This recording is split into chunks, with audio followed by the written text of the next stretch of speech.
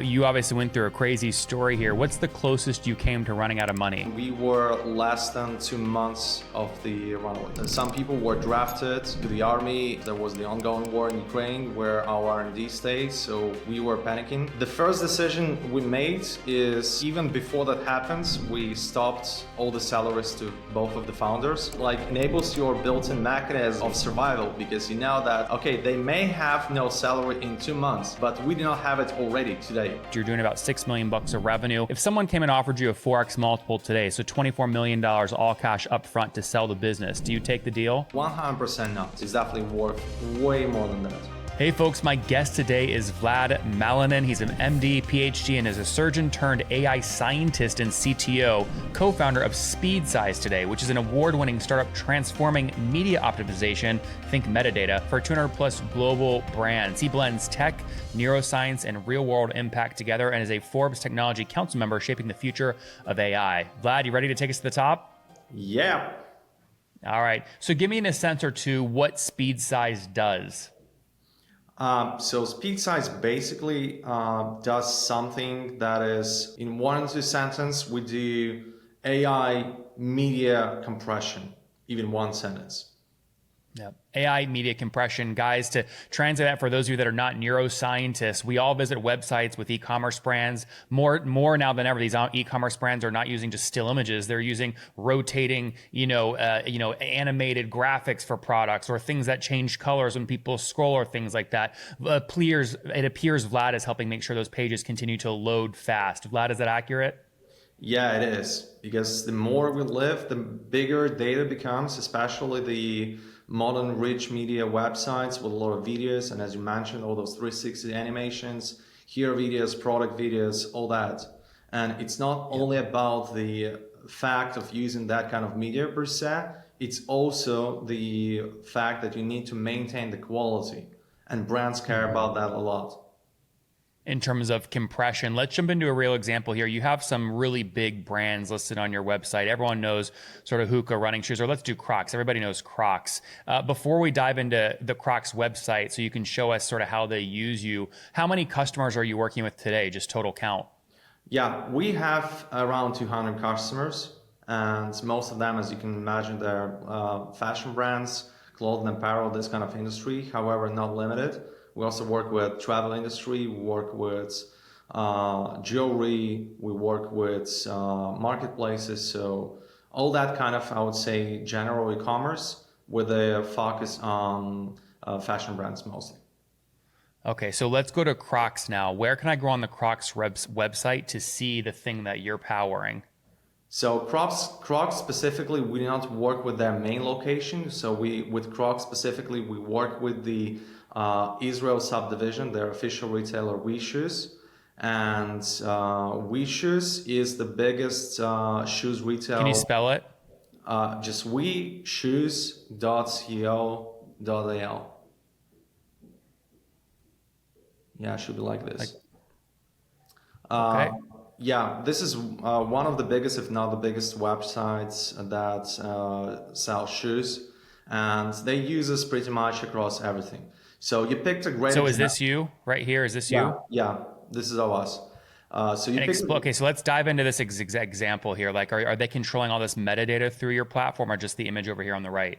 No, so they control only the image data. So we do not work with the business data like the description, although we can possibly, and it might be a pivot in the future. So the idea is that we do the AI image analysis, so we know exactly what's on the image. And this is a part of our technology because we need to emulate the human brain and how it perceives the visual information on the screen. Mm-hmm. Tell me more about your team. You come from a deep technology background. How many people are full-time today and how many are engineers? Yeah, so we had, I would say that it's not the standard yet natural for me especially way to handle the team. So 2 years ago, we used to be 50 people. And we decided to focus and make a leaner team. So now we are around 20 to 25 people and a couple of contractors. and the tech subdivision out of that is around 70%. So we are mostly tech people right now. And before that, when we used to have 50, it was less than 50% of technical people. All right, so 25 on the team today, about 16, 17 of them are engineers writing real code. Explain to us how customers pay you, right? You guys have a lot of engineers. I'm sure you have some business and marketing folks. What does your pricing look like today? Yeah, so we do not work with SMBs. So our main audience is the mid-markets and small enterprises, and ideally big enterprises. So we do have some big brands, yet not that Fortune 100. Well, besides Philip Morris International, I guess that's lies into that category. But other than that, Googles of the world are not yet working with us. So the pricing works very simple. We have two units. One is the amount of data that you need to transfer in gigabytes, and the amount of assets, original assets. Not all that hidden charges with transformations and all the other words that people do not understand. Just the amount of SKUs that you have on your products. You can estimate how much you need to use. That's it. The average customer pays us lower end 5 figures a year. It's annual contracts. So as simple as that. Can you, so just to be, when you say low 5 figures, is it fair to say an average contract price might be $50,000 per year? A little bit lower. So 50,000 is like lower tier mid-market, like to general ones. So those which are closer to the SMB category, they pay around probably 10 to 20K a year. And mid-market is probably 50 to 100K. And small enterprises is 6-7 figures, pretty much. And don't name the obviously don't name the customer, but what does the largest customer pay you today per year? So that's the 7 figures and lower end of 7 figures, and that's our biggest values that we have. Okay, so it's fair to say you have one customer paying you more than $100,000 per year today? No, we have several customers paying more than that. When will you have your first $1 million per year customer? So we do. So the thing is that the way how we work is we rely to land and expand strategy, and customers are generally growing. And the beauty of SpeedSize is that once they start using SpeedSize, they open the doors for using richer media. So we have plenty of cases. WeShoes is, by the way, one of them, the one that we reviewed earlier. They started using video, and you could see when you open the website, you could see that they're using videos. They couldn't afford this. Their general Shopify. Wait. Hold on. Let me get a visual up while you tell this story. Sorry, I don't see. Tell me where to go to see the video. Like you're talking about this up here at the top? Yeah, you have this one. Apparently they have also product videos. I cannot name like exact products where they have right now, but they started using videos. Well, you can see some reviews, whatever. And before that, they didn't have anything.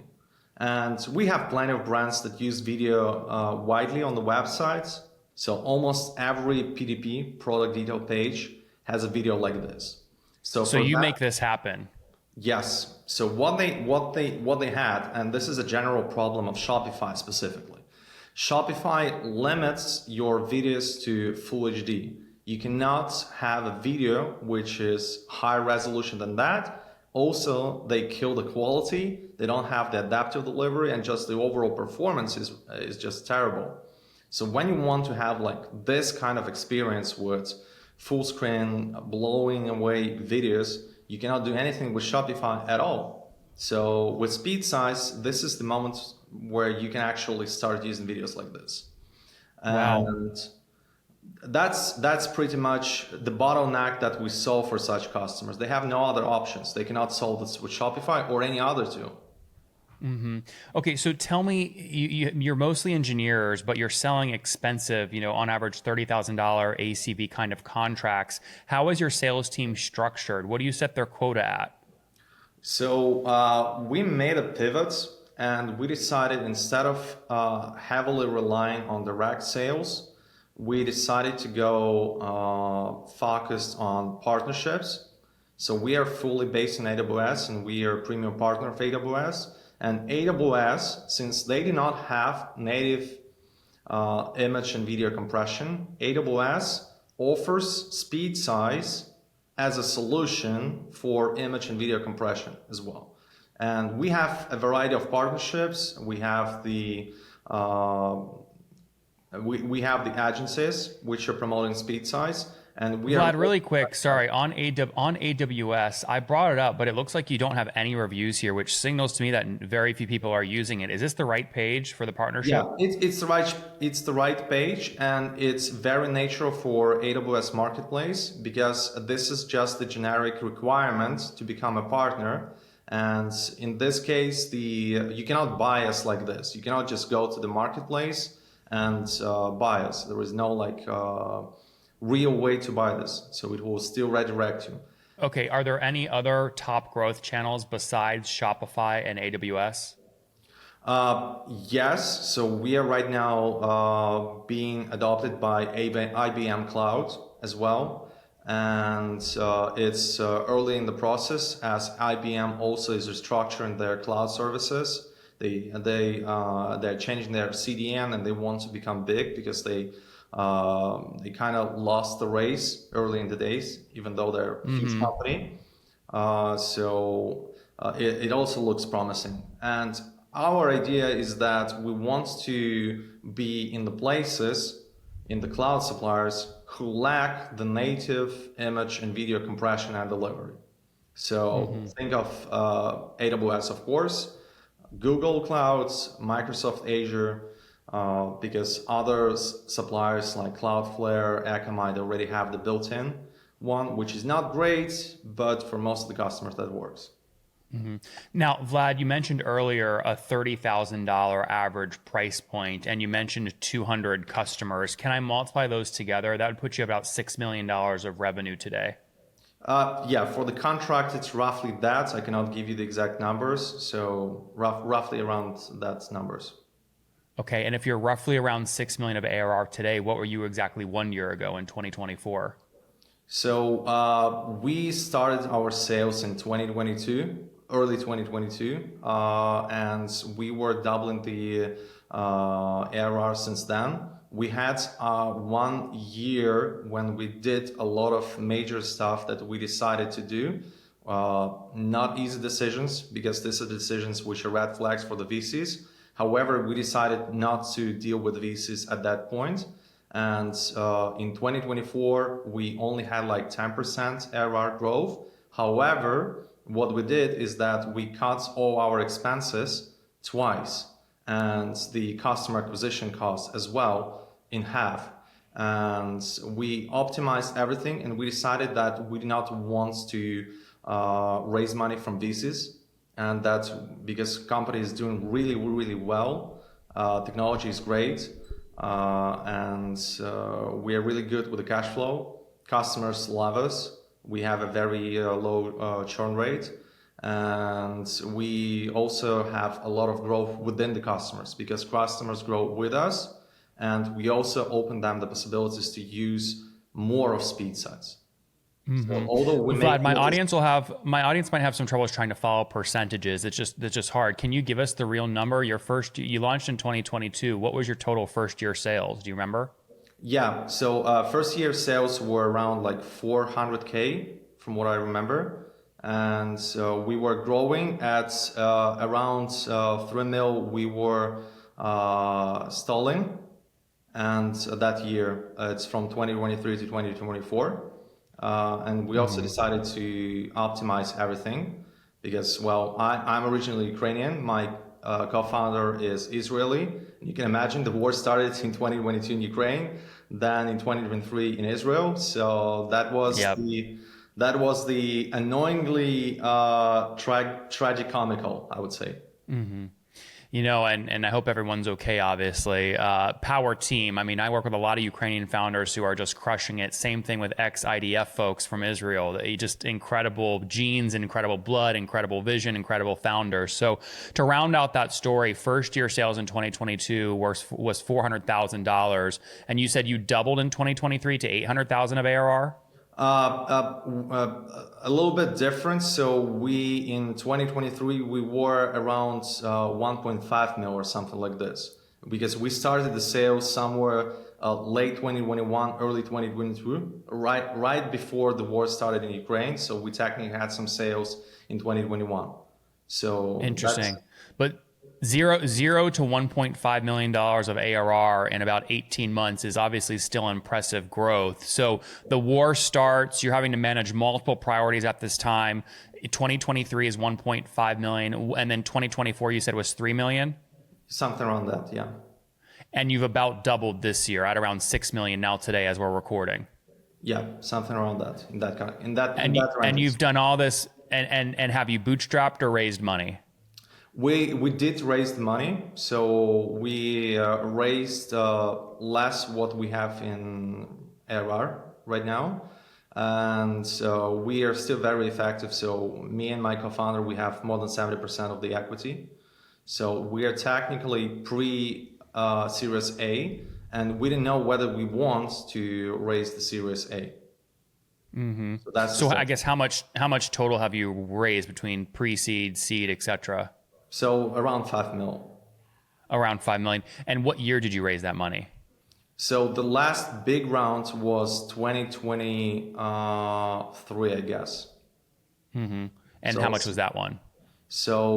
in 2023, I guess we raised around 2 mil, and in 2022 we raised around 3 mil, and the rest, like all the minor investments, were before that. Do you regret raising $5 million? I wouldn't say that I regret. Maybe in a way that I regret in the decisions which were forced with that kind of fundraising. So we got the regular VC fever, the way how they force you to spend more money and just to chase the growth, which is reasonable.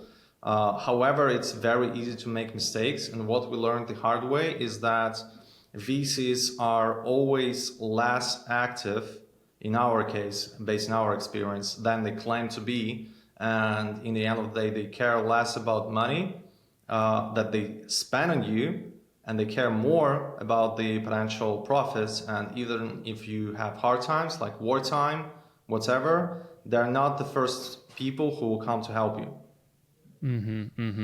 Well, it sounds like you're in a very sustainable place today. 6 million of ARR with 25 on the team is very healthy revenue per employee. And did I hear you correctly earlier, Vlad? You said you're cash flow positive today?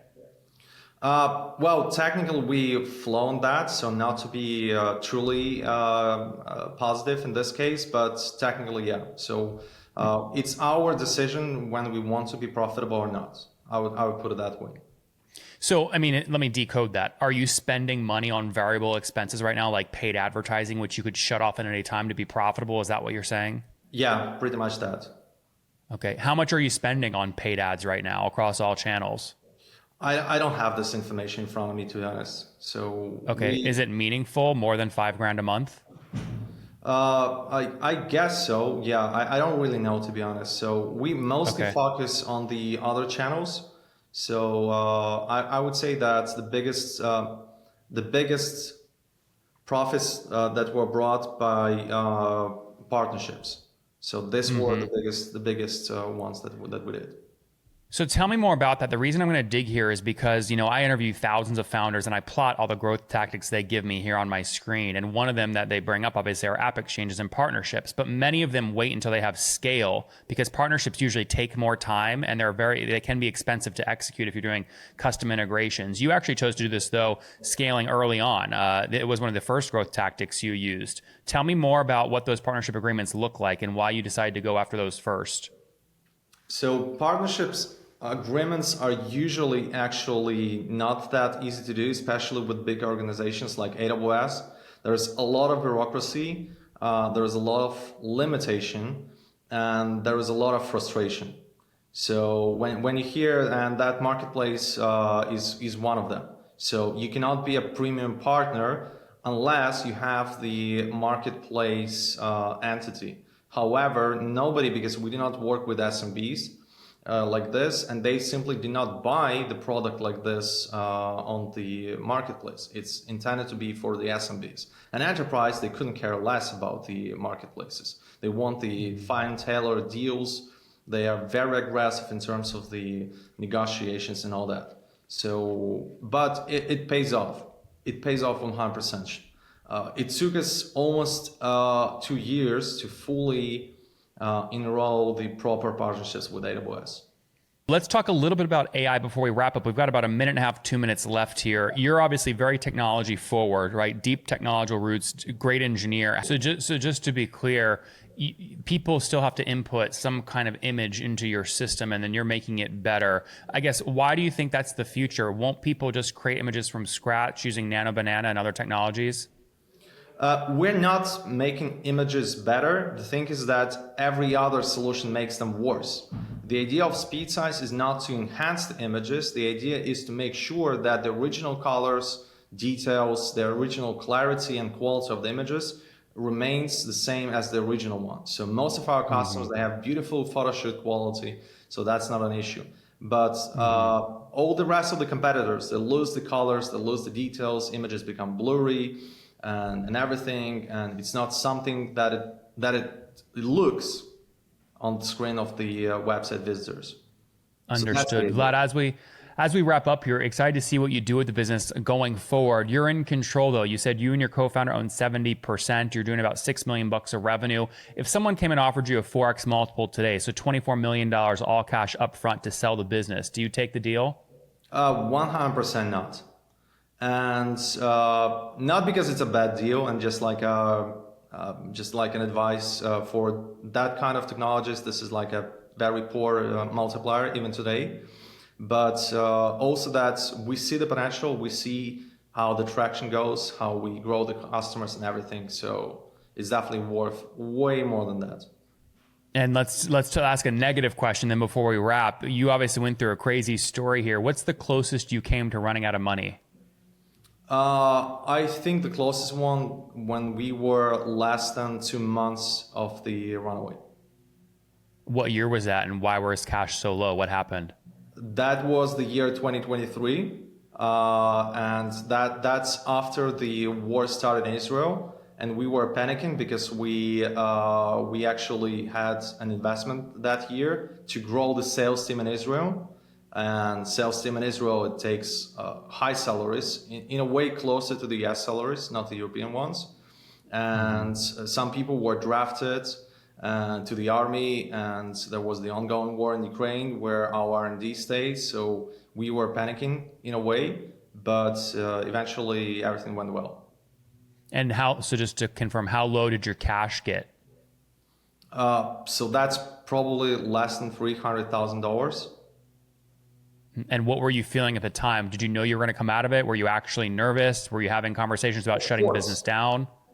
The first decision we made is, even before that happens, we stopped all the salaries to both of the founders. I know that's nothing given our salaries. We're very modest, and I had the salary lower than our developers actually. But this is the first action. And that kind of, it like enables your built-in mechanism of survival, because you know that, okay, they may have no salary in 2 months, but we do not have it already today. So it's time to act. Yep. Well, hey, incredible story, Vlad. We are obviously rooting for you. Just wrapping up here with a couple questions. How old are you? I'm 35. 35. And situation, married, single, kids? Yeah, I'm married. I have 2 beautiful kids, 6 and 7 years old, son and daughter. And where are you based today? Where are you personally building the company? In New York. In New York, all right. Ukraine, Odessa, Ukraine, beautiful sea on the seashore of the Black Sea. And right now I'm pursuing my future in New York. All right, well, very good, Vlad. As we wrap up here, if people want to find you online, where's the best place for them to look? I'm doing the detox from the social networks. So the best one is the boring LinkedIn. Other than that, on the speedsize.com with the blog where I occasionally do some articles.